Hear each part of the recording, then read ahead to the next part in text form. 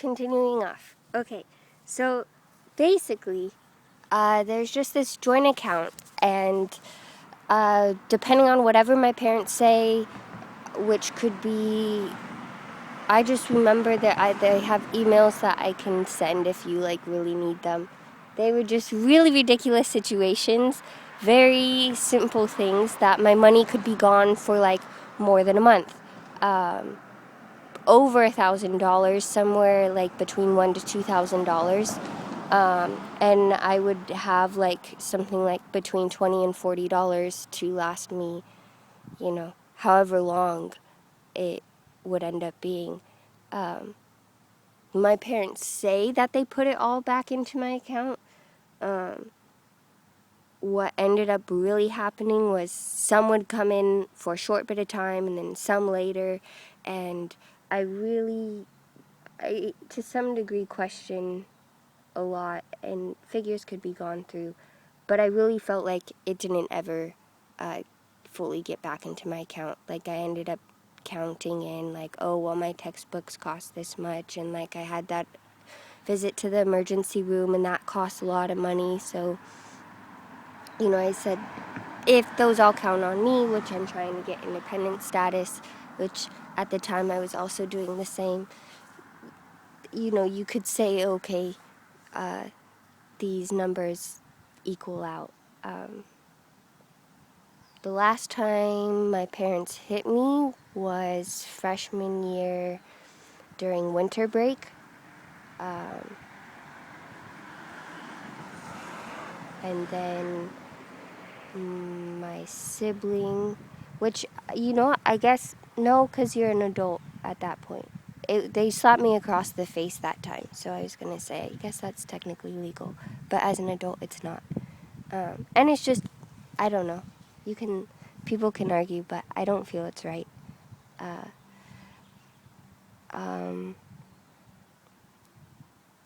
So a lot of that continued. My freshman year, I moved out of the dorms during the summer, and I stayed in Davis. And I just met tons of my friends. I met Brendan, I met Sarah, I met Justin and Johnny, and just a bunch of really loving people, and was really enjoying it up here. And then we made a rental arrangement with my parents. It was known that there was a will that I was a part of from my uncle, that my siblings and I each received 5% of. And because my housing was $600 for my room, my parents felt that was expensive, so we made the arrangement that it would be something like they would pay about $400 and I would pay the rest, but they would pay it up front, and then once the will had gone through, money would be subtracted from that. And so I think the first month I paid a certain amount, which is, I actually had that, and my parents paid the rest. The second month, my parents did pay, and then the third month, the night before rent was due, my parents started asking for all this information, wanting more detail, things that I had already told them, like my grades and things like that, which I had already gotten yelled at once for, and I know specifically the night that it happened because my mom's best friend was there, and it was really not, my mom was really upset, but it had to happen. And so I'd already gotten yelled at it about everything for once. Now they were saying that I hadn't told them and wanted to know again. Is not going to get yelled at a second time. So I was really upset and told them that I've already told you this. And but in the end, it was the night before rent was due, and they said, we're not going to pay it. And so I talked to them the next morning, and they said, nope, we're not going to pay it. And so I had to scramble selling all my textbooks that I had, anything that I felt I could.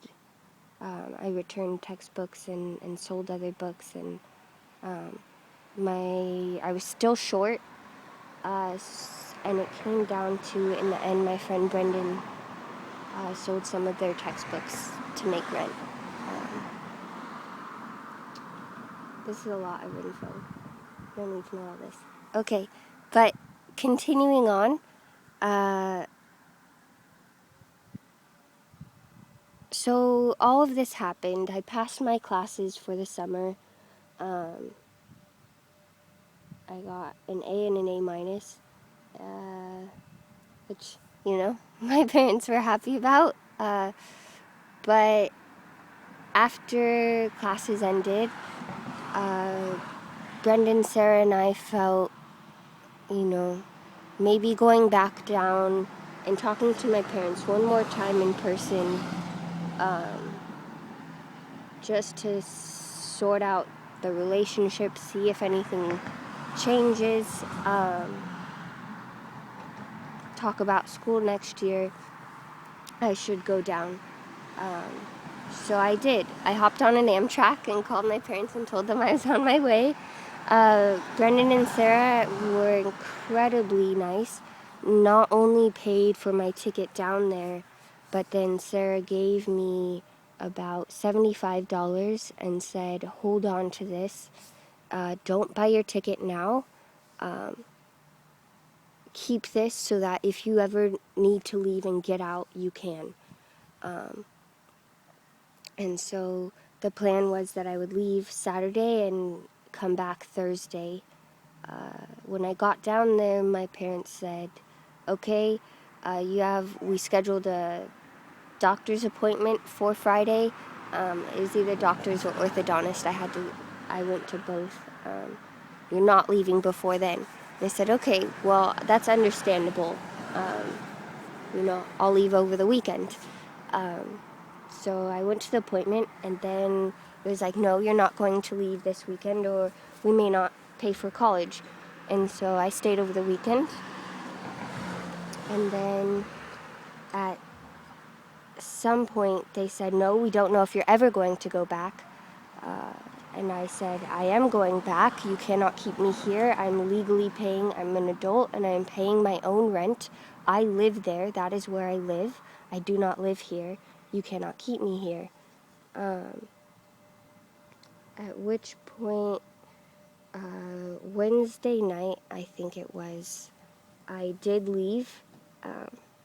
Earlier that day, when Caitlin found out that I was leaving, I had told them and said, no, like, you don't have to take the bus. Like, I can come and pick you up. Like, I have a car.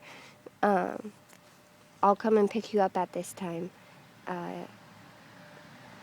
So I told my parents that I was leaving. They said, of course, no, you're not. Caitlin came. I hopped in the car with my suitcase, and we were on our way. Then suddenly, my parents called Caitlin's parents, and Caitlin was leaving for college themselves that night to Montana. And suddenly, their parents were saying, Caitlin, if you don't bring Shannon back, we may not take you to college. So Caitlin, had to say that they were sorry and take me back home after seeing their lover. And then I tried to say multiple times that I would leave, and then finally on the Friday, I got my chance. And my parents went to the pool. My younger siblings were coming back from a track meet, cross-country thing. And, I guess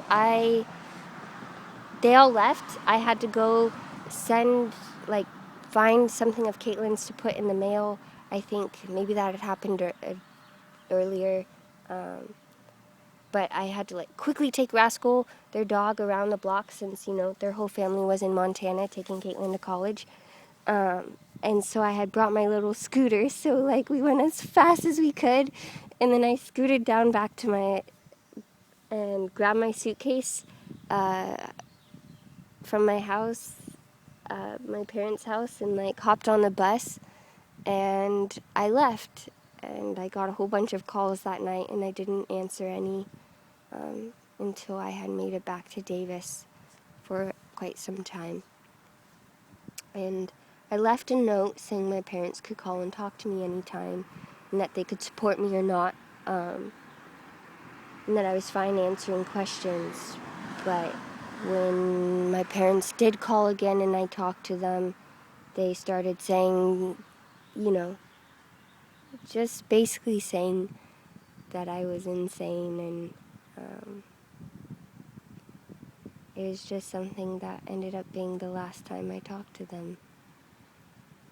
And just for about a year, over a year.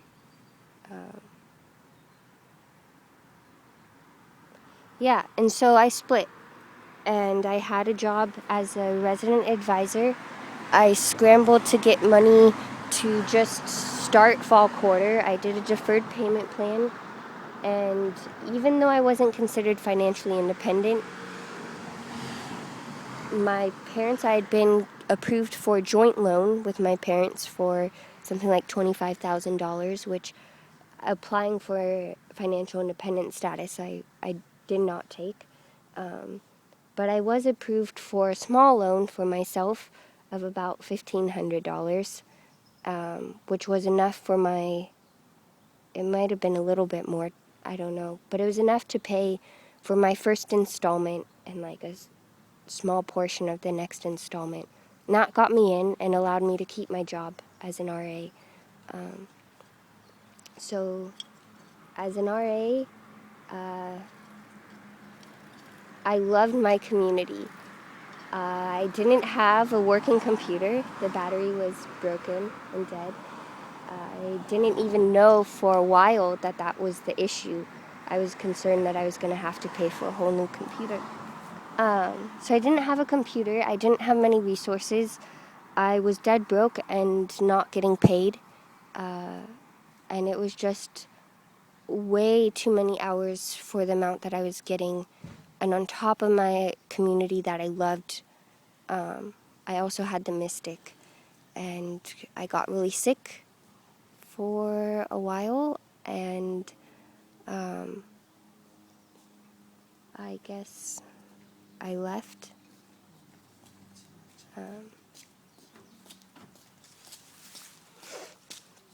And I went, it all came crashing down one night, and I decided to quit. And I got medical accommodations, and I was pepper sprayed. And then I really got medical accommodations, and it was, if there was any chance of me continuing for the quarter, it kind of like went away.